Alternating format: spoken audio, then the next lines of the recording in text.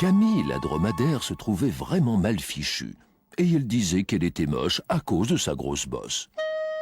Et quoi qu'elle essayât de porter, jamais cela ne lui allait. Elle trouvait que cela lui donnait un de ses airs vraiment surfaits.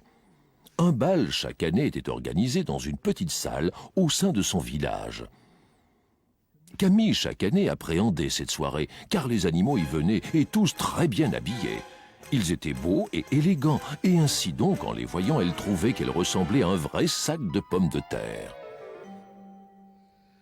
Le maire annonça la date prochaine du bal, et il leur dit que cette année, il y aurait un invité. Une personne de renommée issue d'une grande lignée, et chose peu banale, elle ouvrirait le bal. Vous devez tous venir vêtus de vos plus beaux habits.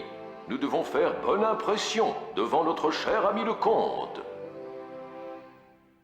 Camille était désespérée, je dirais même déprimée. « Oh, maman, gémit-elle, voici que je n'ai rien à mettre. » Sur ce, elles allèrent en ville pour y faire les boutiques, mais avec sa bosse instable, aucune robe ne lui était agréable. Et dans ce genre de situation, les mamans toujours ont la solution. Ce fut le cas avec Camille, car elle aimait sa fille. Elle alla acheter des rideaux au marché, les tailla, les coulut pour faire une robe sur mesure. Le résultat était étonnant, mais la robe pâtrait dans le vent. Et sa maman lui dit « Ma chérie, au bal, tu seras la plus jolie. » Le soir du bal venu, les animaux étaient tous en tenue. Ils arrivèrent en grand nombre pour faire honneur à Monsieur le Comte. Lorsque Camille arriva dans un coin, elle se cacha. Elle se sentait un peu plouc dans sa robe nouveau look. Le maire entra hors d'haleine. Il avait une mauvaise nouvelle. « Notre comte ne viendra pas, il est dans l'embarras. Il est coincé en plein désert, très loin d'ici, en plein soleil. Si on ne l'aide pas, il ne survivra pas. » « Quelqu'un a une idée ?» demanda le maire désespéré. « Le désert, c'est très dangereux, et ce comte doit être malheureux. » Camille d'un pas avança, et ses services elle proposa. « Je connais bien le désert, alors laissez-moi faire. Pendant des heures, je peux marcher, sans boire ni me reposer. Je pense pouvoir sauver notre pauvre invité. » Les animaux crièrent « Bravo !»